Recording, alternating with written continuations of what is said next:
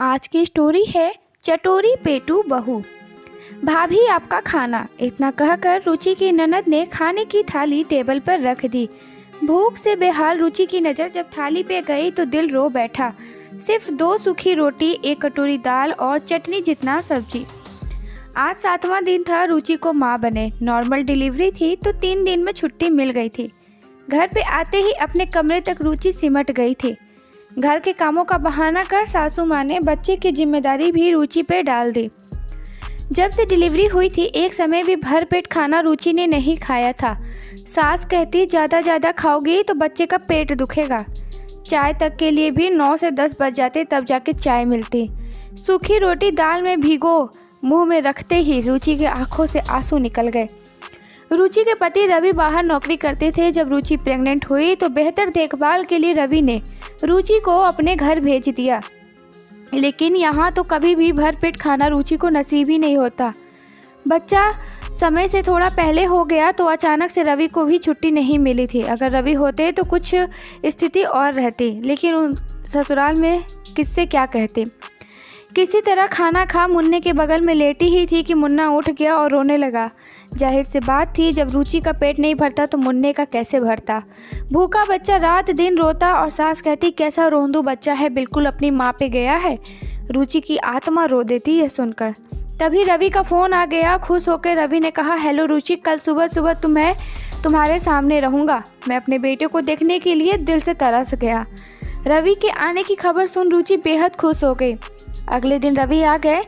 सबसे मिल जब रवि कमरे में आए तो रुचि को देखकर हैरान रह गए। रुचि, ये क्या हालत बना रखी हो? रंग इतना काला, आंखों के नीचे काले घेरे और इतने कमज़ोर क्यों लग रही हो? मुन्ने को देखकर भी रवि दंग था। मुन्ना भी कमज़ोर लग रहा था। रवि को देख रुचि का इतने दिनों का बांध सब्र टूट गया और रवि के गले लग रुचि रोने लगी। क्या बात है रुचि, बताओ, घबरा कर रवि ने पूछा। रुचि से सारी बातें जानकर रवि दंग रह गया। तुमने मुझे पहले क्यों नहीं बताया सब? और तुरंत रसोई में जाकर थाली सजाकर ले आया और रुचि को खिलाने लगा। रवि को खाना निकालते देख रवि की माँ नाराज हो गई। ये क्या, इतना सारा खाना क्यों खिला रहा है बहू को? तो बहू ने आते ही तेरे कान भर दिए ना, लगता है। देख रवि, तेरी बीवी बहुत पेटू और चटोरी है। चाहे जितना खिलाओ इसे, लेकिन इसका कभी पेट नहीं भरता। अपनी माँ की बातें सुन रवि अपने आप में आपे से बाहर हो गया। रुचि, तुम खाना खाओ और माँ आप बाहर आइए मेरे साथ। माँ, ये क्या हालत हो गई है रुचि की? इतनी कमज़ोर और मुन्ना भी इतना कमज़ोर हुआ है और आप रुचि को पेटू कह रही हैं? क्या सिर्फ 2 रोटी खाने वाली नई माँ चटोरी होती हैं? और क्या पेटू लोग इतना कमज़ोर होते हैं? नहीं माँ, रुचि पेटू नहीं है। भूख तो सबको लगती है। प्रेगनेंसी और नई माँ को तो दुगनी खुराक देनी चाहिए, तभी तो स्वस्थ माँ और स्वस्थ बच्चा होगा। लेकिन अफसोस माँ, आपने कभी रुचि को भरपेट खाना दिया ही नहीं। तब तो पेट भरेगा ना उसका ना माँ का।